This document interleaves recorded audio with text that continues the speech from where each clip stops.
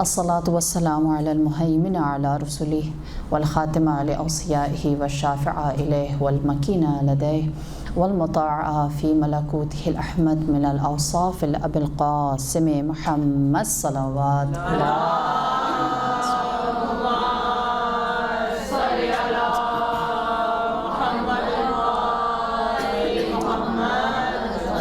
وعلى أهل بيته الطيبين الطاهرين المعصومين المظلومين سيما بقية الله في أرض روحي وأرواح العالمين لتراب مقدمه فداه. أما بعد، فقد قال الله تبارك وتعالى في القرآن المجيد: بسم الله الرحمن الرحيم. قل هذه سبيلي أدعو إلى الله على بصيرتي وأنا من اتبعني صلوات الله.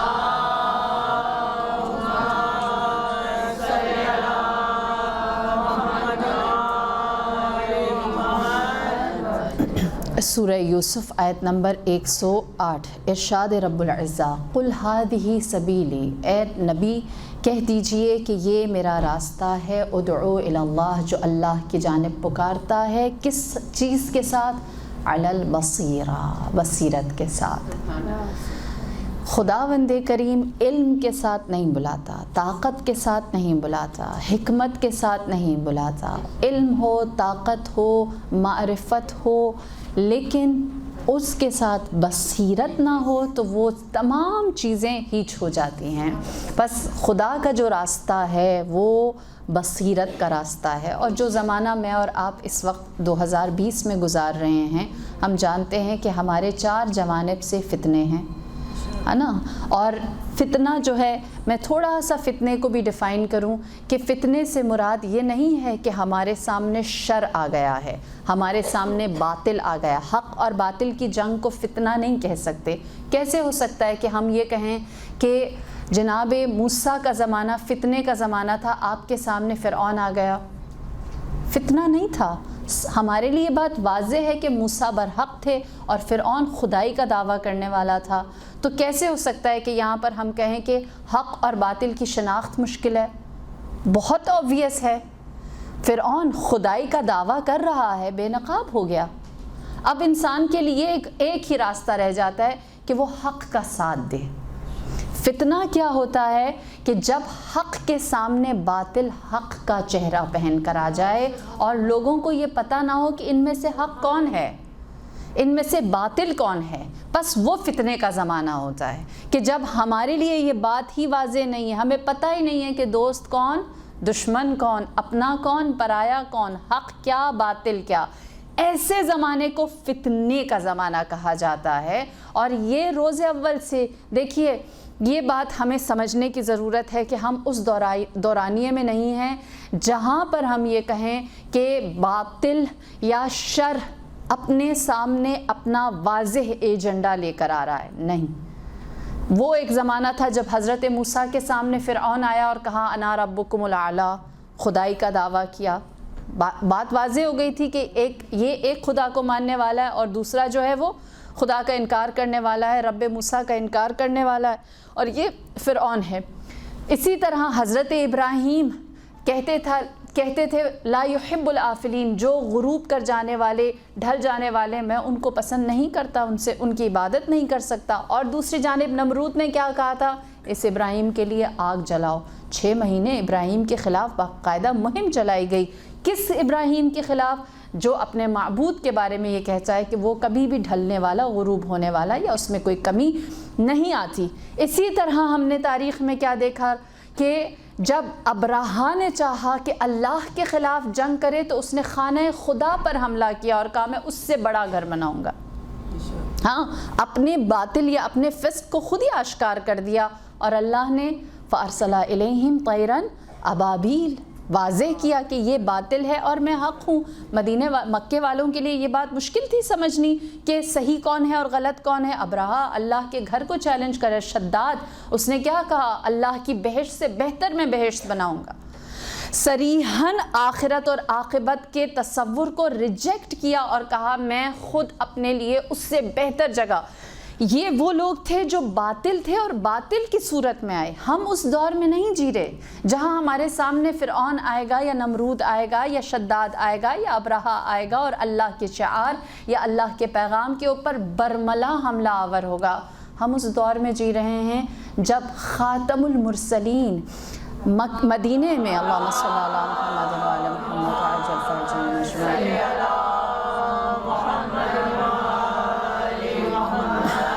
جب آپ مدینے میں پہلی مسجد کی بنیاد رکھتے ہیں اور منافقین جو مسلمانوں کی شکل میں مدینے میں رہنے والے ہیں وہ رسول اللہ کو کمزور کرنا چاہتے ہیں تو وہ کیا کرتے ہیں؟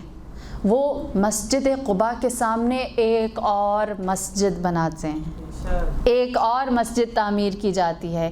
یہ نہیں کہتے کہ وہاں نہ جاؤ, یا یہ نہیں کہتے کہ ہم نے گرجا گھر بنایا ہے, ہم نے کوئی اور چیز رکھ دی ہے جس کی پرستش یا جس کی پوجا کی جائے. یہ نہیں کہتے کہ ہم یہاں پر بت لے کر آئیں گے. ہم محمد سے نعوذ باللہ, ہم محمد سے بڑے مسلمان ہیں. جو فتنہ تھا, جو منافق تھا, وہ اسلام کی, ایمان کی اور دین کی ہی شکل بنا کر نبی کے سامنے آ کر کھڑا ہو گیا. اور دیکھنے والوں کے لیے یہ بات حیرت کی تھی, ادھر بھی مسجد ہے ادھر بھی مسجد ہے, ہم کہاں جائیں؟ یہاں کس چیز نے کام کیا؟ بصیرت نے کام کیا. فتنے کے اندر جہاں پر دو چیزیں آمنے سامنے ہوں اور دونوں حق کا دعویٰ رکھتی ہوں, وہاں حق کو پہچاننے کی جو صلاحیت رکھتا ہے وہ بابصیرت انسان ہے. اسی طرح ہم نے کیا دیکھا, امیر المؤمنین کے سامنے جو لوگ آئے انہوں نے ناطق قرآن کے سامنے کیا کیا؟ قرآن کو نیزے پر چڑھایا. یہ نہیں کہا کہ ہم اس کے ناطق قرآن ہونے کو چیلنج کرتے ہیں, نبی نے مباہلہ کیا تھا ہم بھی مباہلہ کرتے ہیں. ہاں, یا پھر یہ نہیں کہا تھا کہ ہم علی کو مانتے ہی نہیں ہیں. نعوذ باللہ, جس طرح کی باتیں شام میں کرتے تھے امام کے سامنے آ کے کرتے نہیں تھے. لیکن امام ہی کے سامنے, امام ہی کی چیز کو یعنی قرآن کے سامنے قرآن کو لے کر آئے. جناب فاطمہ الزہرا, آپ نے جب فدق کا دعویٰ رکھا ہے تو جواب میں یہ کہا گیا کہ آپ جھوٹ بولتی ہیں. نعوذ باللہ, نہیں, حدیث رسول رکھی, حدیث رسول رکھی. یعنی کہ جو نبی کی حدیث ہے ہم اسلام کے مطابق چل رہے ہیں.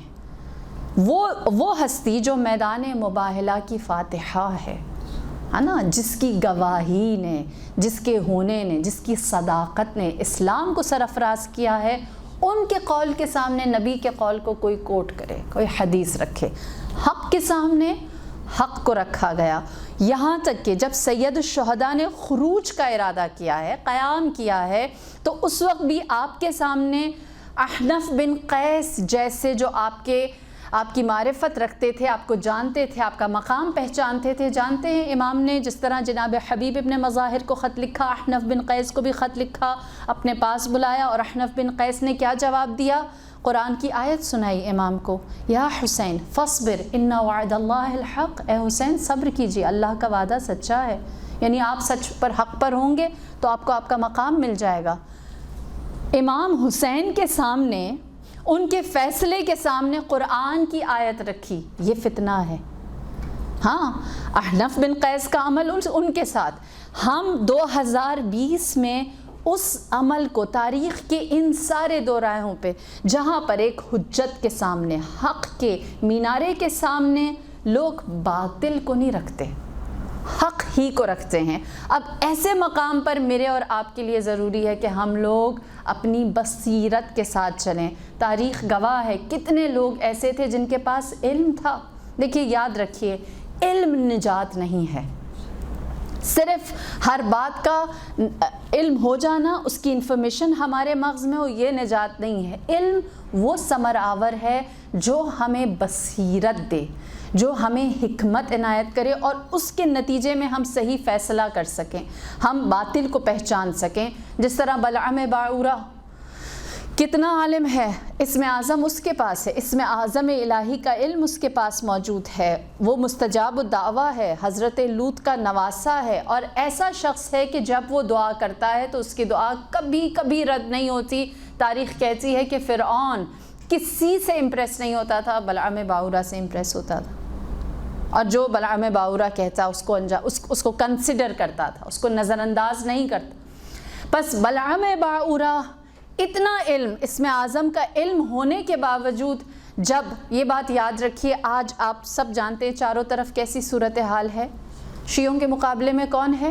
شیعہ. ہاں، عزاداروں کے مقابلے میں کون ہے؟ عزادار. یہ کیا ہے؟ یہ مجھے اور آپ کو تاریخ کے پیرائے سے سمجھنا ہوگا. ہاں، کہ ہم دیکھیں کہ جب باطل چاہتا ہے کہ حق کو کمزور کرے تو کیسے کمزور کرتا ہے. بلعام باعورہ حضرت لوط کا نواسا، مستجاب الدعوہ، صاحب اسم اعظم. دوسری جانب اسی زمانے میں کون ہے حق؟ جناب موسیٰ. اور اس دورانیے میں جب حضرت موسیٰ فرعون کے خلاف قیام کرتے ہیں تو حضرت موسیٰ کے برخلاف فرعون خود کھڑا نہیں ہوتا. وہ کہتا ہے، اس کا جو جملہ تاریخ نے نقل کیا ہے، میں صرف وہ نقل کر رہی ہوں کہ میں ننگے پاؤں جانے والے موسیٰ کے پیچھے کیوں بھاگوں جبکہ میں خدا ہوں. یعنی اتنا کمزور ہے. پھر اس نے کیا کیا؟ اس نے کہا کہ موسیٰ کے مقابلے میں بلعام باعورہ، یہ ان دونوں کو مد مقابل لے آئیں. بلعام باعورہ کی جو کمی ہے اس کو دور کر دیتے ہیں، جو کسی طرح اس کو اپنے حق میں کرتے ہیں، اور بلعام باعورہ اور حضرت موسیٰ جب آمنے سامنے آئیں گے، یا موسیٰ کی جیت ہوگی یا بلعام باعورہ کی ہار ہوگی، یا بلعام باعورہ کی جیت ہوگی موسیٰ کی ہار ہوگی. دونوں میں سے ایک کمزور ہو جائے گا، میرے دونوں دشمن چلے جائیں گے اور فرعون مضبوط ہو جائے گا، فرعون کو زیادہ طاقت مل جائے گی. ان اینی کیس جو دشمن ہے وہ فائدہ اٹھا رہا ہے کس چیز کا؟ دو ساتھیوں کا آپس میں ایک دوسرے سے گتھم گتھا ہونا یا پھر بے بصیرت ہونے کا. اب بابصیرت حضرت موسیٰ، بلعام باعورہ سے فرعون نے کہا تمہارے پاس سب کچھ ہے لیکن مال دنیا کی کوئی پوزیشن نہیں ہے، اگر تم کہو تو میں تمہیں دنیا کی پوزیشن یعنی اپنی حکومت میں ایک اچھا مقام دلا سکتا ہوں. ایک کام کرو، فرعون پر نفرین کرو، موسیٰ پر نفرین کرو، بد دعا کرو. اس نے کہا میں بد دعا نہیں کر سکتا. کہا کسی طرح ناکام کرو. کہا یہ کر سکتا ہوں کہ پھر حضرت موسیٰ کو گرفتار کر کے لاؤں اور زندان میں ڈال دیا جائے. اگری کیا بلعام باعورہ نے. اور جب وہ جانے لگا تو اس نے اپنے جیسے ہی گدھے پر سوار ہونا چاہا. گدھے نے پوچھا کہاں جا رہے ہیں؟ اس نے بتایا کہ موسیٰ کو گرفتار کرنے کے لیے. گدھے نے کہا واللہ میں اللہ کی حجت کے خلاف ایک قدم نہیں اٹھاؤں گا. وہ زمین پر اللہ کی حجت ہیں، میں ان کے خلاف ایک قدم نہیں اٹھاؤں گا. بلعام باعورہ نے اپنے ہی گدھے کو اتنا مارا، اتنا زد و کوب کیا کہ وہ گدھا وہیں پر مر گیا. وہ بابصیرت تھا صاحب اسم اعظم کی نسبت. ہاں، علم نفع نہیں دیتا، علم سے نتیجے والے نکلنے والا نتیجہ فائدہ دیتا ہے. اگر وہ علم آپ کو صحیح منزل پر پہنچائے تو اس سے فائدہ ہے. لہٰذا اسی لیے میرے مولا کیا فرماتے ہیں، دو جانور ہیں جو جنت میں جائیں گے، ایک بلعام باعورہ کا گدھا اور دوسرا اصحاب کہف کا وہ کتا جو ان کے ساتھ تھا. ہاں، یہ بابصیرت حیوان تھے. بلعام باعورہ کا کیا ہوا؟ جیسے ہی اس نے زد و کوب کیا، مارا پیٹا اور وہ جانور مر گیا، کہتے ہیں اللہ نے اس سے اسم اعظم لے لیا، اس سے علم کو چھین لیا. بس اس وقت ہماری جو صورتحال ہے وہ کیا ہے کہ ہم میں سے ایک بلعام باعورہ بن جاتا ہے اور ایک موسیٰ بن جاتا ہے، اور دونوں جو ہیں وہ کس چیز، اپنے تفرقے سے، اپنے ٹوٹ جانے سے، اپنی تقسیم سے کس کو فائدہ دیتے ہیں؟ فرعون کو. ہاں، آپ کی یونٹی، آپ کا اتحاد، آپ کا درگزر، آپ کی حکمت، آپ کی سمجھداری، آپ کی بصیرت، آپ کا دوسروں کو صرف اس بنیاد پر کہ ہمارے درمیان نہ تشیع میں کوئی تفرقہ پڑے، نہ مسلمانوں میں کوئی تفرقہ پڑے، اور نہ ہی پھر عالم اسلام میں کوئی تفرقہ پڑے، اس چیز کو روکنا ننگ و آر نہیں ہے، دشمن کی ناکامی ہے. یقین جانیے کہ یہ وہی چیز، فتنہ یہی ہے کہ ہمارے سامنے ہمیں ہی لا دیا گیا، میرا ہاتھ میرے گریبان پر، یا میرا ہاتھ ٹوٹے گا، یا میرا اپنا گلا چاک ہو جائے گا، اور بے پردگی، یا یوں کہیں کہ انسان کی عزت اور حجاب کچھ بھی باقی نہ رہے. نقصان کس کا ہوا؟ میں نے ہی اپنا ہی نقصان کر دیا. بطور امت مسلمہ ہمیں اس فتنت میں بصیرت کے ساتھ نکلنا ہے.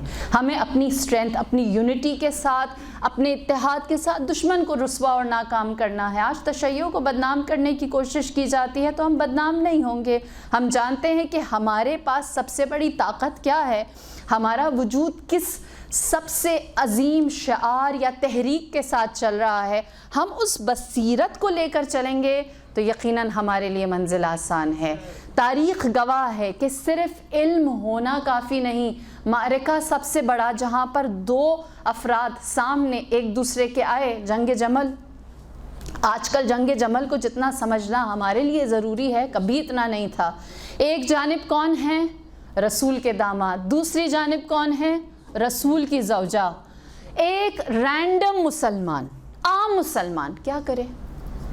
اس کا کیا فرض بنتا ہے؟ جس کو دیکھیے ہر ایک تک تو اس طرح سے نہیں ہے، یہاں پر بابصیرت کا کردار کیسا ہے، اس کو کس طرح یہاں پر اپنی سمت کو، اپنی ڈائریکشن کو معین کرنا ہے اور آگے چلنا ہے۔ دونوں کی نسبت رسول کی ہے، دونوں کی نسبت نبی کے ساتھ ہے، لہٰذا تاریخ گواہ ہے۔ جناب عائشہ نے حضرت ام سلمہ سلام اللہ علیہا کو خط لکھا اور کہا کہ میں خروج کر رہی ہوں، میں قیام کر رہی ہوں، میرے ساتھ شامل ہو جاؤ۔ جناب عائشہ کا عمل ان کے ساتھ۔ جناب ام سلمہ نے کیا جواب دیا؟ کہنے لگی تمہیں یاد ہے ایک دن ہم حجرے میں ساتھ تھے، رسول اللہ تشریف لائے، ہمارے ہمراہ بیٹھے، ان کے پیچھے علی ابن ابی طالب آئے اور جناب رسول اللہ نے ہم سے کہا کہ ہرگز علی کی مخالفت نہ کرنا، اگر تم بھول گئی میں تمہیں یاد دلاتی ہوں۔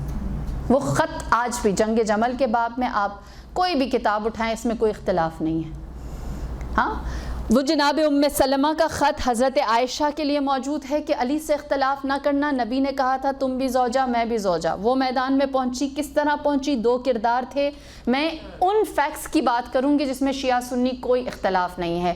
دو لوگ تھے جو بہت زیادہ ایکٹیو تھے جنگ جمل میں، ایک طلحہ اور ایک زبیر۔ الحمدللہ آپ لوگوں کو نام پتہ ہے۔ ہاں، طلحہ اور زبیر وہ تھے جنہوں نے، حضرت عائشہ نے جب یہ کہا کہ کتے بھونک رہے ہیں تو کون تھے جنہوں نے کہا چھوڑو تم آگے چلو، قتل عثمان کا ہمیں انتقام لینا ہے؟ طلحہ اور زبیر۔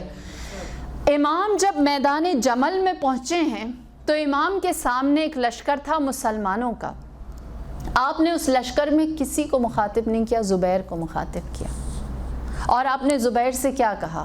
اے زبیر تم تو میرا مقام جانتے ہو، تمہارے پاس تو علم ہے، اب کیا نہیں ہے؟ بصیرت سے کام لو، اپنے اس علم سے صحیح نتیجے پر پہنچو۔ یہ علم صرف اس لیے نہیں ہے کہ اس کی گردان پڑی جائے، اس سے ہمیں صحیح منزلت حاصل کرنی ہے۔ آپ نے فرمایا تمہیں یاد ہے میں اور تم رسول کے پاس موجود تھے، رسول اللہ نے تم سے پوچھا تھا کہ علی سے محبت کرتے ہو، تم نے کہا تھا علی النفسی، علی میرا نفس ہیں، تو آپ نے، نبی نے فرمایا تھا کہ ستحاربہ وانت ظالم، تم علی کو اپنی جان کہتے ہو پھر بھی تم ان سے جنگ کرو گے جبکہ تم ظالم ہوگے۔ طلحہ کی جو ہسٹری ہے، زبیر کی جو ہسٹری ہے وہ نظر انداز نہیں کی جا سکتی۔ نبی کے بعد سب سے پہلا میدان ثقیفہ کا سجا، زبیر کو وہاں بلایا گیا، زبیر نے اس ثقیفہ کے میدان میں غدیر کا تذکرہ کیا اور بائیکاٹ کیا یہ کہہ کر کہ اگر علی کو حق نہیں دیا جائے گا میں اس ثقیفہ کا حصہ نہیں بنوں گا۔ زبیر ان لوگوں میں سے تھے جب جناب فاطمہ الزہرا نے سند پیش کی ہے ماں بعد رحلت رسول تو اس پر سگنیچر کرنے والوں میں سے ایک زبیر تھا۔ یہاں تک روایت ملتی ہے کہ جب بی بی کا جنازہ رات کی تاریکی میں اٹھایا گیا تو جو چند لوگ مدینے کے شامل ہوئے ان میں سے ایک زبیر تھا۔ میرے مولا فرماتے تم تو جانتے ہو ہمارا مقام کیا ہے، پھر بھی تم ہمارے ساتھ اس طرح سے ہماری مخالفت میں آتے ہو۔ جب یہ ساری باتیں امام نے اس کو یاد دلائیں، کہتے ہیں کہ زبیر نے اپنی تلوار نیام میں ڈالی، سر جھکایا، اپنے لشکر کی جانب گیا تو زبیر کے بیٹے نے کہا کہ شیر کی طرح گئے تھے بلی کی طرح واپس آ رہے ہیں، یہ جملہ ہے تاریخ میں۔ کوئی جواب نہ دیا اور بیابان میں نکل گئے، جنگل میں نکل گئے۔ بعد میں ان کی ڈیڈ باڈی ملی جو کہتے ہیں کہ کسی وحشی جانور کا شاید شکار ہوئے۔ لیکن اب دیکھیے ہم دیکھ رہے ہیں علم ہے، بصیرت اور صحیح علم کے نتیجے میں صحیح نتیجے پر پہنچنا ہے۔ کیا میدان چھوڑ جانا، غیر جانبدار ہونا صحیح ہے؟ جو بابصیرت ہے وہ غیر جانبدار نہیں ہوتا، وہ حق کی جانب ہوتا ہے، وہ ناصر ہوتا ہے، وہ حق کے ساتھ کھڑا ہوتا ہے اور وہ اپنی سمت کا تعین کرنے کے بعد اس میں استقامت دکھاتا ہے۔ میرے مولا امام جعفر الصادق علیہ الصلاۃ والسلام، اللہم صل علی محمد وعلی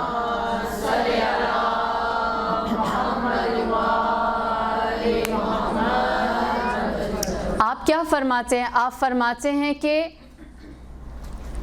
کونو عالمن او متعلمہ، یا عالم بنو صاحب علم بنو یا متعلم طالب علم بنو، ولا تکن امعا، امعا نہیں بنو۔ ہمیں یہ پتہ ہوتا ہے ہمیں کیا بننا ہے، ہمیں یہ نہیں پتہ ہوتا ہمیں کیا نہیں بننا۔ ہاں امام نے فرمایا یا طالب علم، دانش مند، دانشجو، یا صاحب علم، کہ جو علم دوسروں تک پہنچاتے ہیں، جو دانشجو ہیں، فرمایا یہ دونوں، لیکن امعا نہیں بننا۔ امعا پوچھا مولا امعا کیا ہے؟ فرمایا امعا من یقول انا کا واحد الناس، جو یہ کہتا ہے میں لوگوں میں سے ایک عام سا بندہ ہوں، میرا کیا اوپینین ہے، جو ہمارے ہاں مشہور ہے آئی گو ود دا فلو نا، جہاں سب جا رہے ہیں میجورٹی کے ساتھ، فلو کے ساتھ، جہاں اکثریت ہے وہاں چلے جائیں، ہمیں نہیں پتہ کیا ہو رہا ہے کیا نہیں ہو رہا۔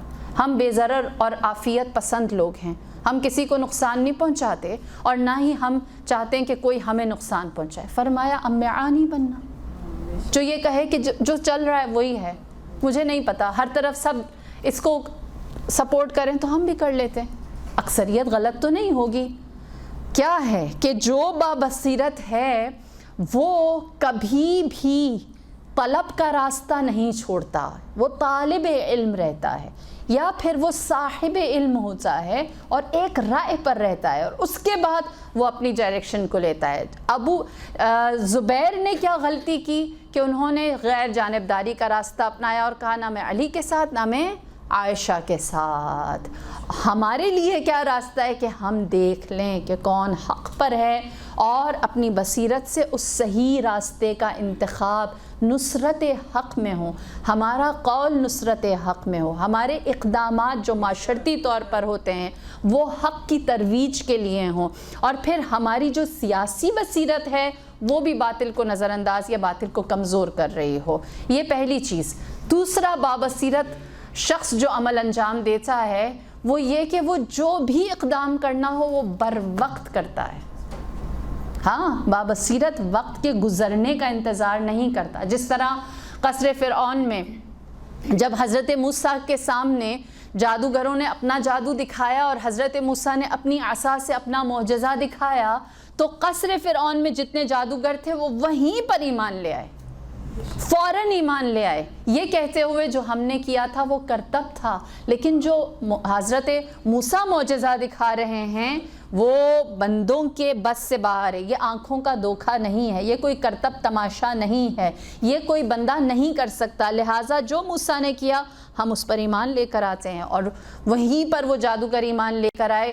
فرعون نے کہا تمہارے ہاتھ کاٹ دیے جائیں گے، تمہارا ہنر تمہارے ہاتھ سے چلا جائے گا، انہوں نے کہا یہ بھی کر لیا جائے لیکن ہم ایمان لے کر آئیں گے بر وقت، صحیح وقت میں۔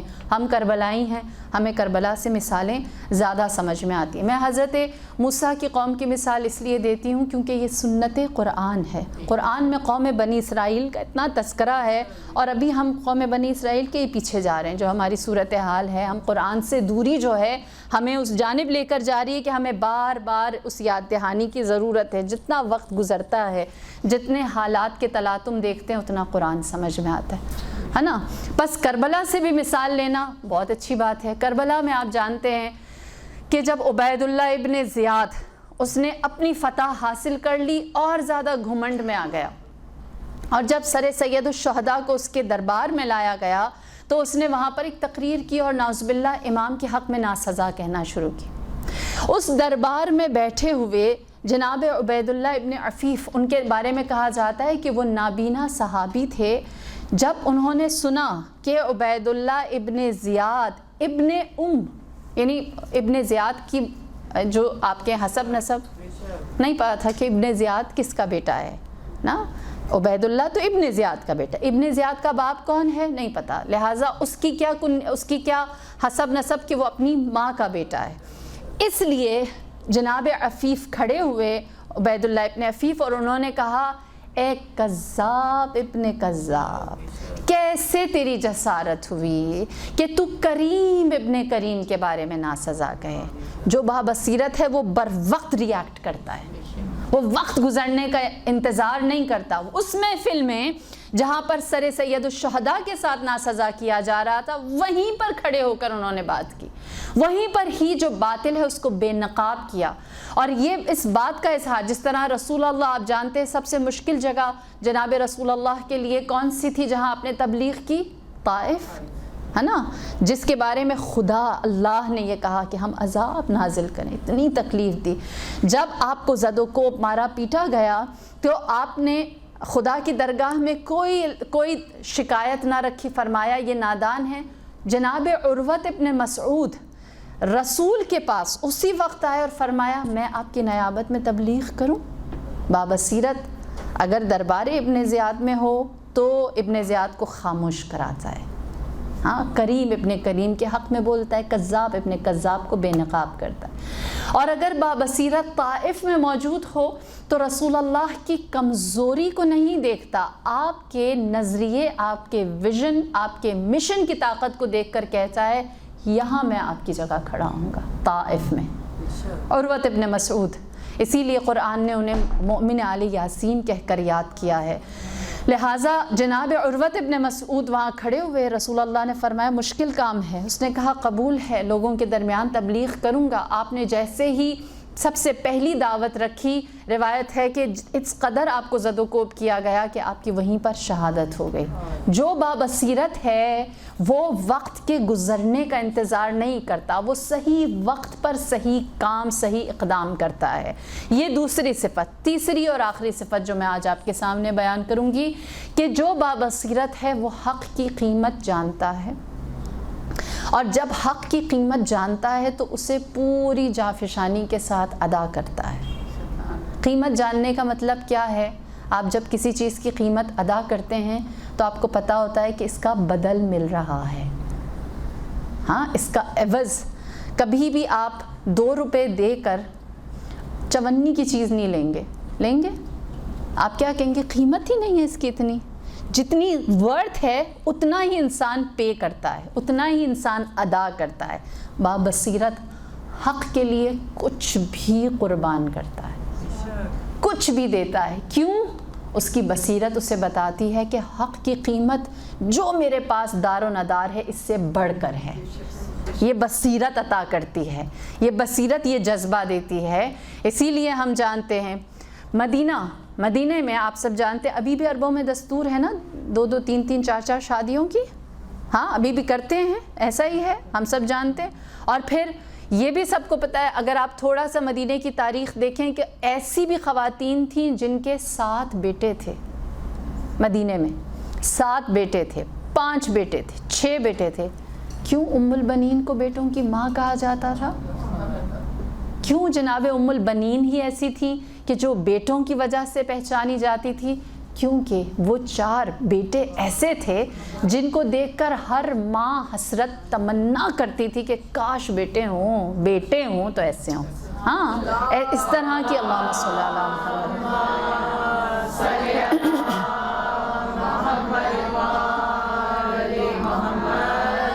ایسے بیٹے پرورش دیے ہیں جن بیٹوں کو دیکھ کر زمانہ رشک کرتا ہے۔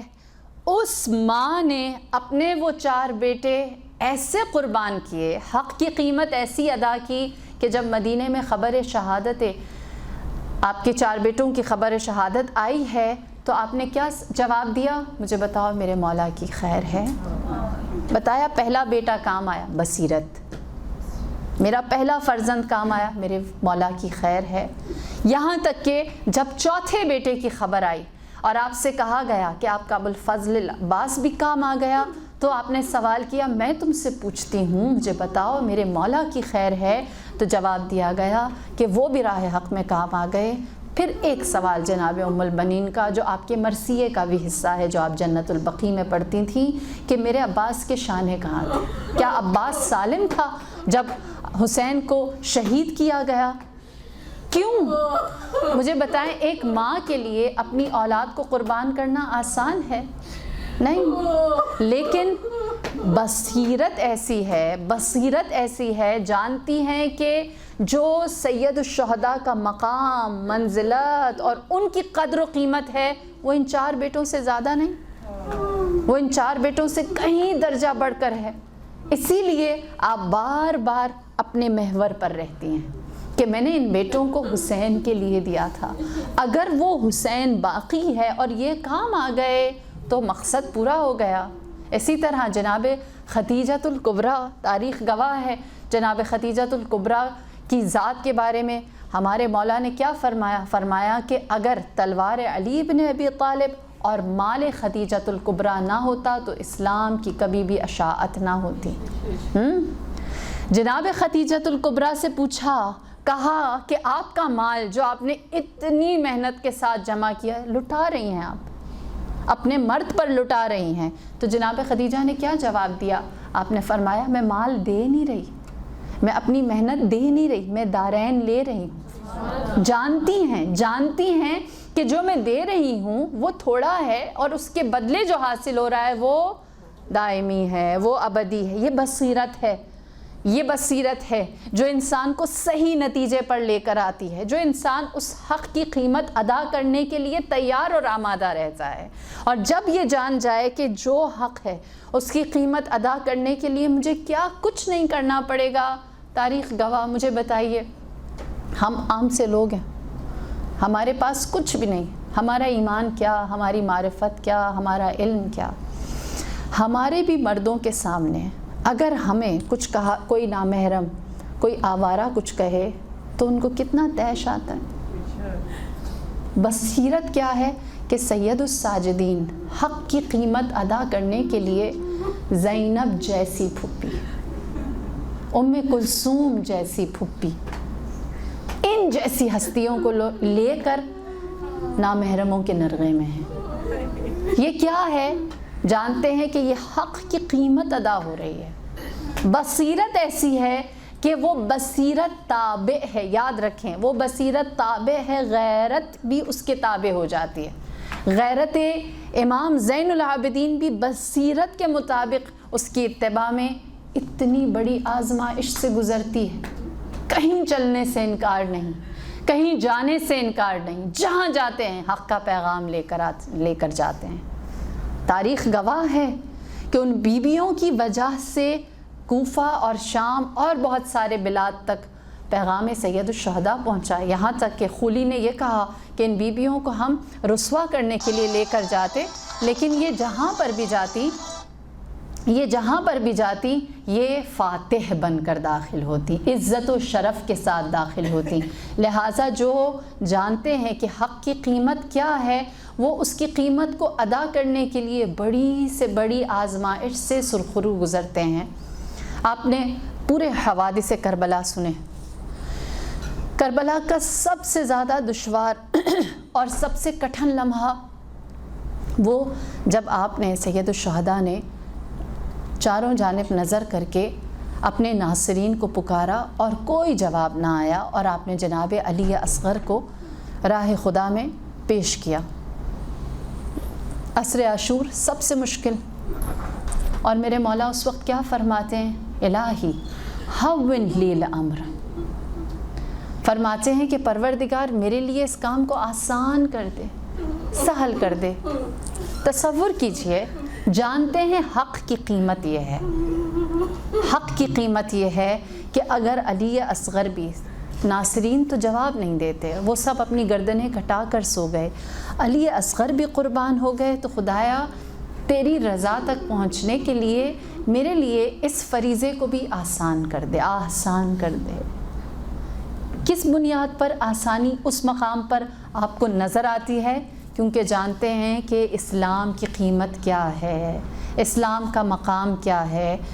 اگر میں مختصر کہوں، اسلام کی قدر و قیمت یہ ہے کہ رسول اللہ نے مال جناب خدیجۃ الکبریٰ اسلام کے لیے دیا ہے۔ اسلام کی قدر و قیمت یہ ہے کہ نبی خدا نے شیب ابی طالب میں خدیجہ جیسی ہستی کو قربان کر دیا ہے۔ اسلام کی قیمت یہ ہے کہ جناب امیر المؤمنین نے فاطمہ الزہرا کو قربان کیا ہے۔ اسلام کی قیمت یہ ہے کہ حسن و حسین نے علی کو قربان کیا ہے۔ اسلام کی قیمت یہ ہے کہ حسین جیسے امام راشد اور مسدد نے معاویہ سے صلح کی ہے۔ اسلام یہ ہے کہ حسین نے اپنی سکینہ کو فدائے اسلام کیا ہے۔ ترکت خلق طرا فی ہواکا وایتمت العیال لکی اراکا ولو قطعتنی فی الحب اربا لما حن الفؤاد الی سواکا۔ اے پروردگار، میں نے ساری مخلوقات کو چھوڑ دیا تیری محبت میں اور اپنے بچوں کو یتیم کیا تاکہ تجھ سے ملاقات ہو سکے۔ بے شک میرے وجود کو ٹکڑے ٹکڑے کر دیا جائے، قلب حسین تیری محبت کے سوا کسی اور چیز کا مطالبہ نہیں رکھتا۔ جو اول و آخر مدعا ہے وہ یہی کہ اللہ راضی ہو جائے۔ اس خدا کی رضا کی قدر اور اس کی قیمت میرے مولا سید الشہداء جانتے ہیں۔ اور بصیرت کہاں آ کر انجام پاتی ہے؟ بس باب مصیبت میں ایک جملہ، پروردگار آپ کی اولادوں کو سلامت رکھے، اور اگر آپ کی بیٹیاں ہیں تو ان کے پردے باقی رکھے۔ جانتی ہوں، میں بھی صاحب اولاد ہوں، کہ بیٹوں پر تو ماؤں کا دل ذرا مضبوط ہو جاتا ہے، لیکن بیٹیوں کو لے کر ہم خود بہت حساس ہو جاتے ہیں۔ کربلا میں حسین نے اگر بیٹی دی ہے، علی اکبر جیسا مجاہد دینا شجاعت کی علامت ہے، لیکن جناب سکینہ جیسی بیٹی دینا، وہ میرا امام رؤوف مہربان دل کے حامل میرے مولا جانتے ہیں۔ اور اس بیٹی کی بصیرت کیا ہے؟ باب مصیبت میں بیان ہوتا ہے کہ جب شام پہنچی ہیں بی بی جناب سکینہ، آپ کی کیفیت ایسی ہو چکی تھی کہ دیکھنے والا سمجھ جاتا تھا اس کے سر پر کوئی سرپرست نہیں، کوئی چھاؤں، کوئی سایہ نہیں۔ کان بھی زخمی، گلا بھی زخمی۔ میں ہمیشہ ایک بات کہتی ہوں، کاش روایت میں لکھا ہوتا کہ کسی نے تماچا مارا تھا، لیکن روایت کہتی ہے شمر نے تماچا مارا تھا۔ کہاں شمر جیسا پہلوان اور کہاں یہ بچی جس کا کرتا بھی جلا ہے، جو پنجوں پر چلی ہے، جو بھوک اور پیاس کاٹ کر آئی ہے، جس کے ہونٹ زخمی ہیں، جس کو نقاہت اور کمزوری نے انتہائی ضعیف کر دیا ہے۔ شام میں کہتے ہیں کہ شام کی عورتیں جناب سکینہ کو نظر بھر کر دیکھتی اور پھر افسوس کے بعد بی بی سے ایک جملہ کہتی، اے بچی دعا کرو۔ دیکھیے بی بی کی بصیرت، کہتی ہے بچی دعا کرو ہمارے بچے تمہارے جیسے یتیم نہ ہوں۔ جانتے ہیں جناب سکینہ کی بصیرت کیا ہے؟ فرماتی آمین، ہم اس کیفیت میں بھی عطا کرنے والے ہیں، ہم اس حالت میں بھی تم لوگوں کو نوازنے والے ہیں، ہمارے پاس تم سے مصیبت میں بھی خیر ہی ملے گا۔ بی بی وہاں پر بھی لوگوں کے لیے دعا بانٹ رہی ہیں، آمین بانٹ رہی ہیں۔ ہماری جان قربان جناب سکینہ بنت الحسین کی معرفت، ان کی بصیرت پر خداوند کریم ہمیں اس قابل بنائے کہ ہم اپنے بچوں کو اسی راہ استقامت کے اوپر رکھیں جو اہل البیت کی اسیر خواتین مستورات نے رکھی، جو شہدائے کربلا کی ہے۔ ارحم الراحمین جتنی بھی مومنات اس درس میں شامل ہوئیں ان سب کی شرعی حاجات کو برابر فرما۔ امت مسلمہ بالخصوص امت تشیع کو اتفاق اور اتحاد نواز دے۔ جہاں جہاں موجود ہیں کلمہ حق کہنے والے، ان سب کی جان، مال، عزت اور آبرو کو اپنے حفظ و امان میں رکھنا، اور جو دشمن سازشیں کر رہا ہے اسے رسوا کر دے۔ ارحم الراحمین میرے آقا امام زمانہ کے ظہور میں تاجیل فرما، اور ہمارے ہر عمل کو امام کے ظہور میں تاجیل کا سبب بنا دے۔ اور جب امام ظہور فرمائے تو ہمیں ہمارے بزرگوں اور بچوں سمیت امام کے اصحاب اور آوان میں جگہ عنایت فرما۔ انک سمیع الدعاء انک علی کل شیء قدیر۔ صلوات اللہم صلی علیہ